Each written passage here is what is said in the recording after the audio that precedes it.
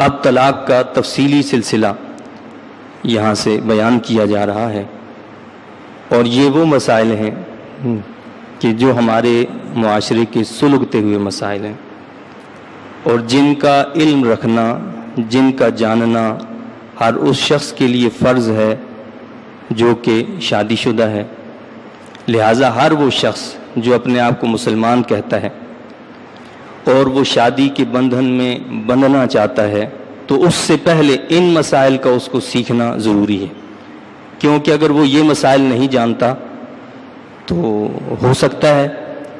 کہ وہ زندگی جو ہے ساری بدکاری میں گزار دیں۔ اور آپ جب ان مسائل کو بھی سنیں گے اور پھر غور کریں گے تو آپ کو اپنے معاشرے میں ایسے کئی لوگ، کئی گھرانے، کئی مسائل نظر آئیں گے کہ جو دین کی تعلیمات کے بالکل برعکس چل رہے ہیں۔ تو اس لیے یہ بہت زیادہ توجہ کی باتیں ہیں۔ اللہ تعالیٰ نے یہ جو ہمیں قرآن کریم کی دولت عطا فرمائی ہے، اس میں ہمارے تمام مسائل کا حل رکھا ہے، چاہے وہ معاشرتی مسائل ہوں، وہ ہمارے دیگر معاملات ہوں، سب اللہ تعالیٰ نے اس کے اندر ہمیں بتا دیے ہیں۔ تو یہاں اللہ نے بتایا کہ طلاق 2 بار ہے، پھر یا تو روک لینا ہے بھلائی کے ساتھ یا چھوڑ دینا ہے احسان کے ساتھ۔ زمانہ جاہلیت کے اندر طلاق کی کوئی حد مقرر نہیں تھی، کوئی چاہتا تو 100 بار طلاق دے دیتا، کوئی چاہتا تو 1000 بار طلاق دے دیتا، بس وہ عدت ختم ہونے سے پہلے وہ اس سے رجوع کر لیتا، پھر اس کو طلاق دے دیتا۔ اب وہ بیچاری عورت جو ہے وہ لٹکی رہتی تھی۔ ایک ایسا ہی معاملہ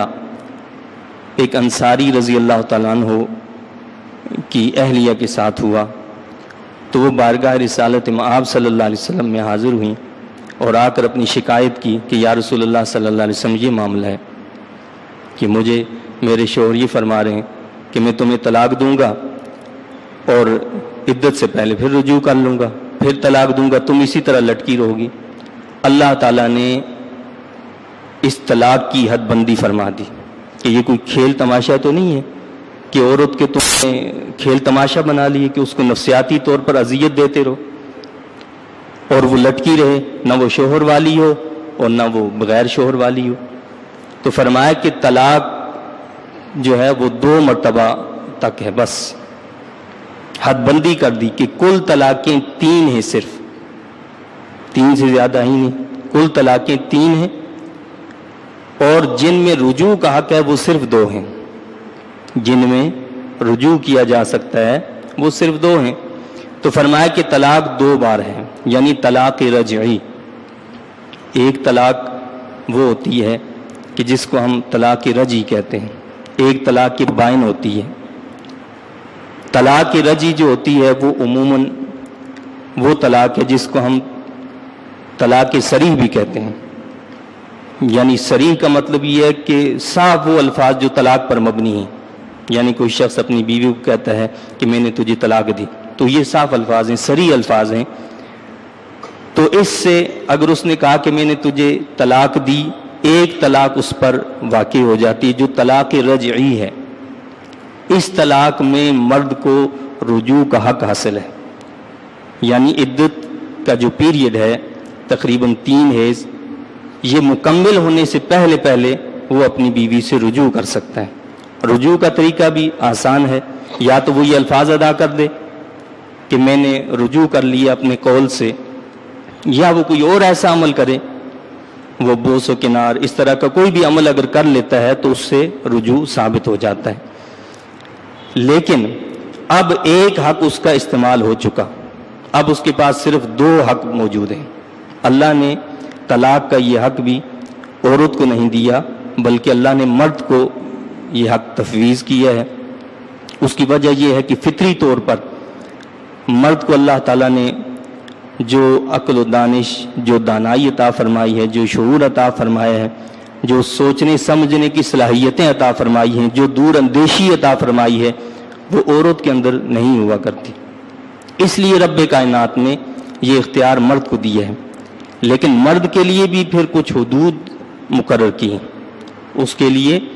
کچھ قاعدے قوانین کچھ آداب بتائے ہیں کہ ان قواعد کو ملحوظ رکھنا ہے، اس دائرے کے اندر رہتے ہوئے اپنے معاملات کو سر انجام دینا ہے۔ تو فرمایا رب کائنات نے کہ طلاق 2 بار ہے، پھر یا تو روک لینا ہے بھلائی کے ساتھ یا چھوڑ دینا ہے احسان کے ساتھ۔ اب یہ 2 مرتبہ تک وہ طلاق ہو سکتی ہے جو طلاق رجعی ہے، یعنی ایک طلاق دے دی پھر دوسری طلاق دے دی تو ان میں رجوع کیا جا سکتا ہے، اس میں کسی نکاح کی ضرورت نہیں، کسی اور معاملے کی ضرورت نہیں۔ لیکن اب صرف ایک حق اس کے پاس رہ جاتا ہے، جب بھی اس ایک حق کو استعمال کرے گا تو پھر وہ عورت اس سے ہمیشہ کے لیے جدا ہو جائے گی، سوائے ایک صورت کے جو آگے ابھی بیان کی جائے گی۔ تو اللہ نے فرمایا کہ طلاق 2 بار ہے، پھر یا تو روک لینا ہے۔ آپ یہ دیکھیں کہ طلاق ویسے ہی اللہ کو ناپسند ہے، اللہ کے رسول صلی اللہ علیہ وسلم کو ناپسند ہے کہ نکاح کا مقصد ہی جو ہوتا ہے وہ خوشگوار زندگی گزارنا ہوتا ہے، معاملات کو احسن انداز میں چلانا ہوتا ہے، اس لیے طلاق کو ہمارے دین نے پسند نہیں کیا۔ طلاق ایک آخری حربہ ہے، جس طرح ہم اپنے کسی مرض کا علاج کرواتے ہیں، اب ایک ڈاکٹر کو دوسرے کو تیسرے کو چوتھے کو ایک طریقہ دوسرا چوتھا ہر طریقہ اختیار کر لیتے ہیں، لیکن جب کسی طرح وہ مرض دور نہیں ہوتا اور سوائے آپریشن کے اس مرض کا کوئی حل نہیں ہے، اس عضو کو جب تک کاٹا نہیں جائے گا تو انسان درست نہیں ہوگا، تو پھر ہم آپریشن کرواتے ہیں، پھر ہم وہ قدم آگے بڑھاتے ہیں۔ بالکل اسی طرح طلاق جو ہے یہ ایک آخری حل ہے کہ جب کسی طور طریقے سے مصالحت ممکن نہیں اور زندگی کی گاڑی چلنا ممکن نہیں تو یہ آخری حل کے طور پر اس کو استعمال کیا جاتا ہے، ورنہ اللہ نے اس سے پہلے اس کا طریقہ تدبیر بتائی ہے کہ اگر ایسی عورت ہو جس سے تمہیں نافرمانی کا اندیشہ ہو تو پہلا اسٹیپ جو ہے وہ فاعذوہن ہے کہ اس کو واضح و نصیحت کرو، اس کو سمجھاؤ کہ بھائی اس کا کتنا بڑا نقصان ہوگا۔ پھر بھی اگر وہ نہیں سمجھتی تو واہجروہن فی المضاجع، ان کے بستروں کو اپنے بستروں سے جدا کر دو، یعنی تم ان سے الگ ہو جاؤ، علیحدگی اختیار کر لو، یعنی گھر کے اندر، گھر سے باہر نہیں کہ اس کو عورت کو گھر سے باہر نکال دیے، گھر کے اندر اس سے جدا ہو جاؤ۔ اگر وہ سمجھدار ہوگی تو اب بھی وہ سمجھ جائے گی، اور اگر پھر بھی نہیں سمجھتی تو اس سے اگلا اسٹیپ بتایا کہ فضربوہن، ہلکی سی سرزنش، جس کے بارے میں حدیث شریف میں آتا ہے کہ مسواک سے، مسواک جو ہوتی ہے اس کی مقدار 1 بالشت ہوتی ہے، مسواک سے اس کو اس طرح مار دو کہ اس کے جسم پر کوئی نشان بھی نہ ہو۔ جاہلانہ طریقہ نہیں، یہ ہمارے معاشرے کے اندر بعض علاقوں میں بعض جگہوں پر جو تشدد جو طریقے اختیار کیے جاتے ہیں اس کا اسلام سے کوئی تعلق اور واسطہ نہیں۔ یہ تیسرا اسٹیپ بھی جب ہو جائے اور وہ عورت پھر بھی نہ سمجھے، پھر چوتھا اسٹیپ بتایا ہے، وہ یہ ہے کہ پھر ایک حکم مرد کی طرف سے ایک عورت کی طرف سے، یعنی ایسا با اعتماد شخص جس پر مرد کو اعتماد ہو، وہ اپنے خاندان میں سے متعین کرے کہ جو اس کا فیصلہ ہوگا وہ مجھے قبول ہے، اسی طرح عورت اپنے خاندان میں سے کسی ایسے فرد کو مقرر کرے کہ جو فیصلہ ان کا ہوگا وہ مجھے قبول ہے۔ اب وہ دونوں باہم بیٹھ کر مصالحت اگر کریں گے، اللہ نے فرمایا کہ اللہ ان کے لیے مصالحت کا کوئی نہ کوئی طریقہ، موافقت کا کوئی نہ طریقہ پیدا فرما دے گا اگر ان کی نیت خالص و صاف ہو۔ اور یہ اس کے بعد کا اسٹیپ ہے، یعنی یہ تمام اسٹیپس گزرنے کے بعد پھر طلاق کا مرحلہ آتا ہے، اور طلاق میں بھی جو سب سے احسن طریقہ یا جو سنت طریقہ بتایا گیا ہے وہ یہ ہے، ہم تو یہ سمجھتے ہیں نا کہ جی جب تک 3 طلاق نہ دو تو طلاق ہی نہیں ہوتی، پھر روتے پیٹتے گھومتے پھرتے رہتے ہیں کہیں سے جو حلال کو حرام کر لیا جائے، اور جہاں سے بھی ہمیں حرام کو حلال کر لیا جاتا ہم اس کے پاس دوڑ جاتے ہیں۔ پہلی بات تو یہ سمجھ لیں کہ آئمہ 4 امام ابو حنیفہ رحمۃ اللہ علیہ، امام مالک رحمۃ اللہ علیہ، امام شافعی رحمۃ اللہ علیہ، امام احمد بن حنبل رحمۃ اللہ علیہ، چاروں آئمہ جو ہیں یہ اس بات پر متفق ہیں کہ اگر کوئی شخص کسی عورت کو 3 طلاق دے دے، چاہے وہ ایک مجلس میں دے،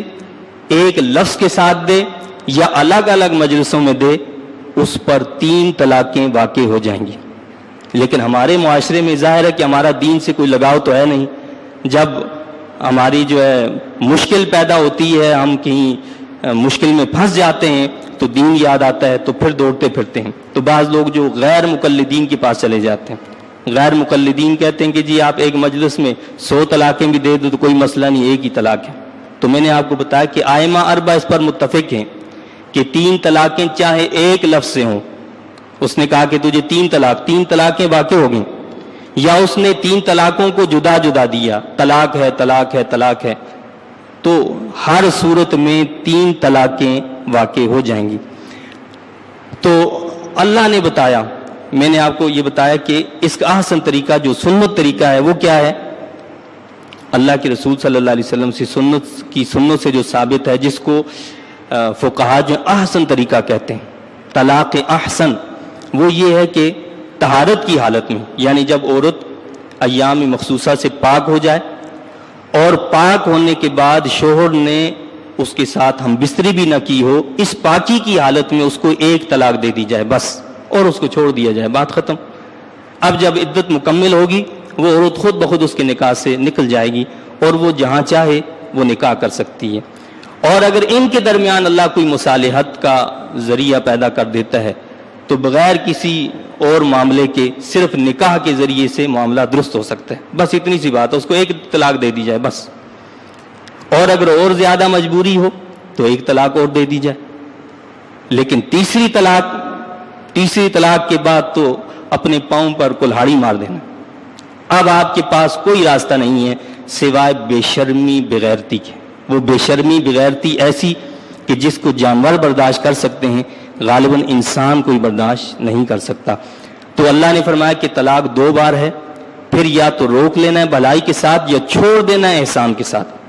یہ اللہ کا نظام دیکھیں کتنا پیارا ہے کہ طلاق جہاں انسان کا جو معاملہ ہوتا ہے وہ شدت میں عروج پر ہوتا ہے، لڑائی جھگڑا اور فساد کی انتہا ہوتی ہے، ایسے وقت میں بھی اللہ تعالیٰ کیا کہتا ہے؟ او تسریح باحسان، احسان کے ساتھ بھلائی کے ساتھ چھوڑ دینا ہے، یعنی اعتدال کو یہاں بھی نہیں چھوڑنا۔